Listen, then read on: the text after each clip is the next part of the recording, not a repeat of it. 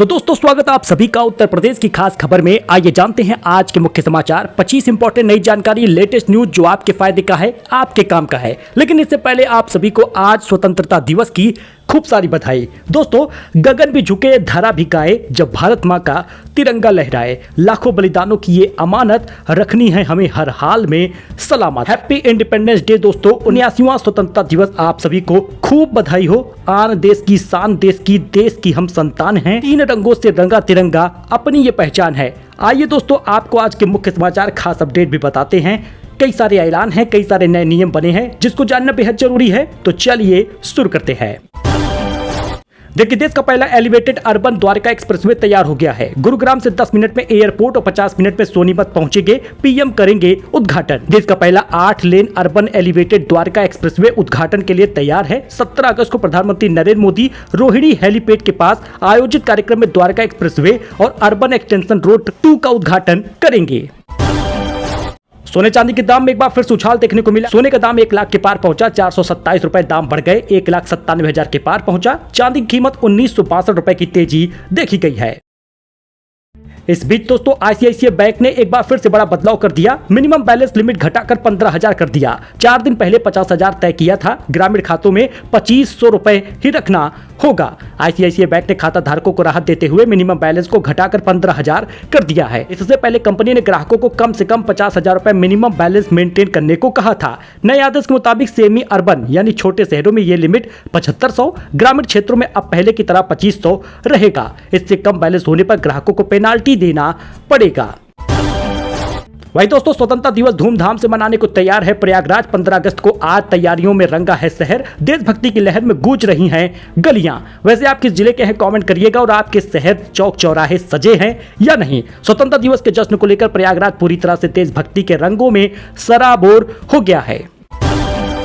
वहीं आगरा में 16 अगस्त से लागू हो जाएगा नया सर्कल रेट। डीएम ने कहा आपत्तियों का निस्तारण हो चुका है, फाइनल रूप दिया जा रहा है। उत्तर प्रदेश के कई जिलों में नए सर्कल रेट लागू हो चुके हैं। आगरा में 16 अगस्त से लागू भी होगा। इसकी तैयारी कर ली गई है। आपत्तियों का निस्तारण हो गया है। डीएम अरविंद मलप्पा बंगारी ने बताया कि प्रस्तावित सर्कल रेट को फाइनल रूप दिया जा रहा। अधिकांश जिलों में 1 अगस्त से नए सर्कल रेट लागू हो गए हैं, लेकिन आगरा में 16 अगस्त को लागू होगा।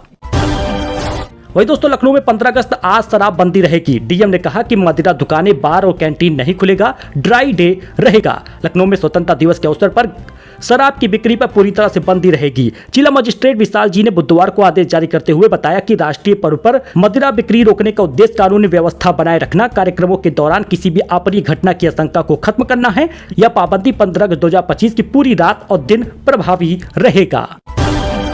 इस बीच दोस्तों लखनऊ में अमेरिका के टैरिफ का विरोध हो रहा है। किसानों ने ट्रैक्टर से तिरंगा वाहन रैली निकाली। बोले बिजली का निजीकरण रोका जाए। लखनऊ में किसान संगठनों ने बुधवार को ट्रैक्टर से तिरंगा वाहन रैली निकाली है। इसमें किसानों ने अमेरिका द्वारा भारत के उत्पादों पर लगाए गए 50% टैरिफ का विरोध भी किया है। लखनऊ में स्वतंत्रता दिवस और चहल्लुम जुलूस के चलते ट्रैफिक डायवर्जन हुआ है। कई रास्ते बंद हैं। आपको बता दें दोस्तों जाम से बचने के लिए रूट आप देख लीजिए। 15 अगस्त को सफर की 20वीं तारीख पर हजरत इमाम हुसैन और 72 साथियों के शहादत के 40 दिन पूरे होने पर चहल्लुम का जुलूस निकाला जाएगा। दोपहर करीब 1 बजे इमामबाड़ा नाजिब शाह से शुरू होकर Victoria Street, Akbari gate, Nakhas तिराहा चौक, सुन्नी इंटर कॉलेज हैदरगंज, बुलाकी अड्डा तिराहा, मिल एरिया चौकी, इन सभी जगहों पर जुलूस जाकर समाप्त होगा। यानी कुल मिलाकर इसमें 40 से 50,000 लोगों के शामिल होने की संभावना है। वहीं 15 अगस्त को स्वतंत्रता दिवस समारोह के तहत राजभवन में सुबह 8 बजे ध्वजारोहण होगा। शाम 5 बजे कार्यक्रम आयोजित होगा। इस दौरान राजभवन और आसपास के इलाकों में ट्रैफिक डायवर्जन लागू किया गया है। अब इस तरह से डायवर्जन है, स्क्रीन पर आप देख सकते हैं, चाहे वो लाल बत्ती चौराहा से हो या हजरतगंज चौराहे से हो या रॉयल होटल चौराहे से सिसेंडी तिराहा तक हो। पूरी जानकारी देख लीजिए। इन मार्गों पर ट्रैफिक डाइवर्ट रहेगा, इसको भी आप देख सकते हैं। वहीं लखनऊ में मूसलाधार बारिश। अलीगंज में सड़क 15 फीट धंस गई। केजीएमयू में पानी भर गया। गोमती नगर में कार डूबी है। स्कूलों में छुट्टियां हुई हैं। लखनऊ में देर रात मूसलाधार बारिश और इस बारिश से अगस्त में एक दिन में हुई बारिश का रिकॉर्ड बना दिया। 2017 में अगस्त में 161 मिलीमीटर बारिश हुई थी। उसके बाद इतनी बारिश एक दिन में कभी भी नहीं हुई, लेकिन 13 अगस्त को एक दिन में 117 मिलीमीटर बारिश हुई है। इस बारिश के चलते अलीगंज में राधेलाल स्वीट के सामने की सड़क धंस गई करीब 15 फीट तक। यानी कि इस अगस्त में अभी भी बारिश होगी। आज 49 जिलों में भारी बारिश का अलर्ट है। वही दोस्तों इस बार स्वतंत्रता दिवस पर कई बदलाव हुए। इनविटेशन कार्ड पर ऑपरेशन सिंदूर का लोगो लगा रहा। राष्ट्रगान बजाने वाले बैंड में पहली बार अग्निवीर शामिल हुए। मोदी बतौर पीएम 11वीं बार फहराएंगे तिरंगा। 15 अगस्त 2025 आज बेहद खास है। 79वां स्वतंत्रता दिवस मनाया जा रहा। नरेंद्र मोदी आज कई सारे ऐलान भी लाल किले पर राष्ट्रीय ध्वज के बाद करेंगे। इस बार की थीम नया भारत है। मोदी दिल्ली के लाल किले की प्राचीर से लगातार 12वीं बार राष्ट्र को संबोधित करने वाले हैं। पीएम अपने संबोधन से अंतरराष्ट्रीय बिरादरी को भारत का विजन देंगे। साथ ही पूरा संबोधन सेना के शौर्य को समर्पित होगा। बाकी विजुअल आप देख सकते हैं। 79वें स्वतंत्रता दिवस का शेड्यूल भी आप देख सकते हैं।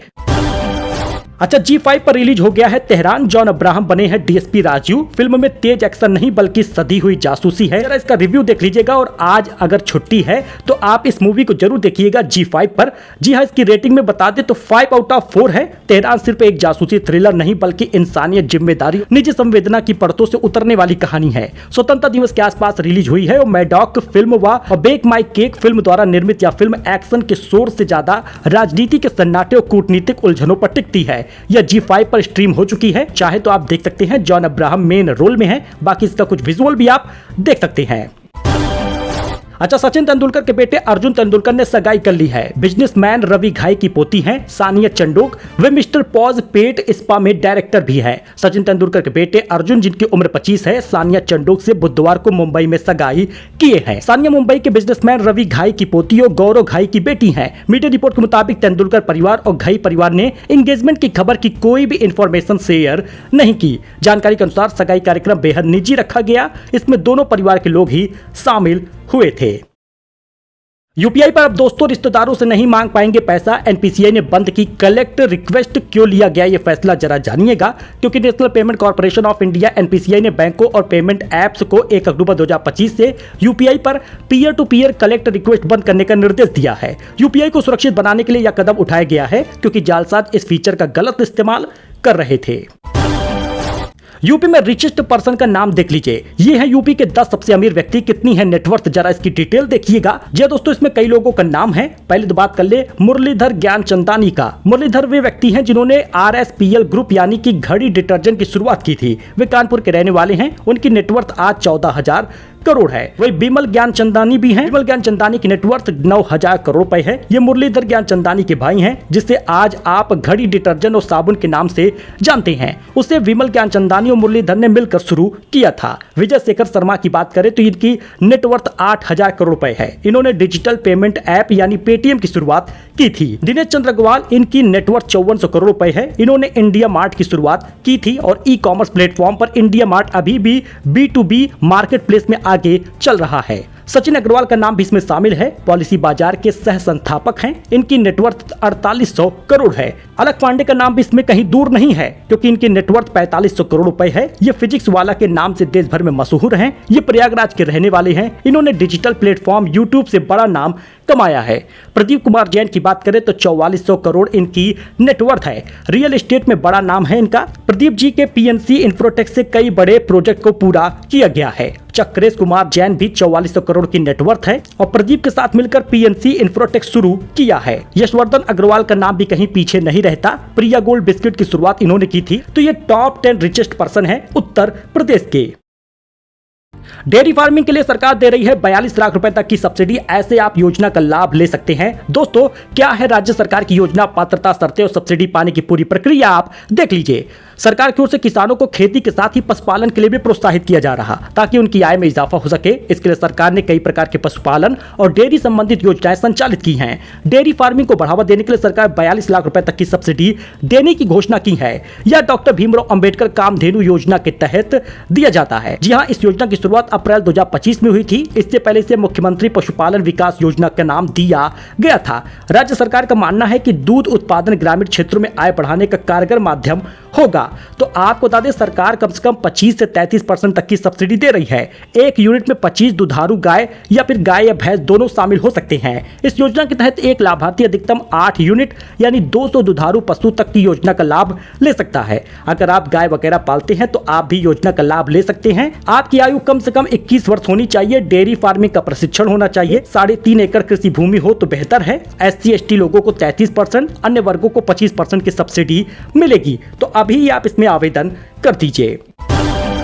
तो भारी बारिश का अलर्ट यूपी के इस जिले में 12वीं तक के सभी स्कूल बंद है। डीएम ने जारी किया है आदेश। दोस्तों अभी भी उन 4 जिलों में भारी बारिश का अलर्ट है पिछले 3 दिनों तक के लिए। यूपी के कई जिलों में भारी बारिश की चेतावनी है और गुरुवार से लेकर रविवार तक ऐसे ही हालात बने हुए हैं। बारिश में कई जगहों पर छुट्टियां भी की गई हैं। प्रयागराज, बनारस वगैरह में भी छुट्टी की गई है।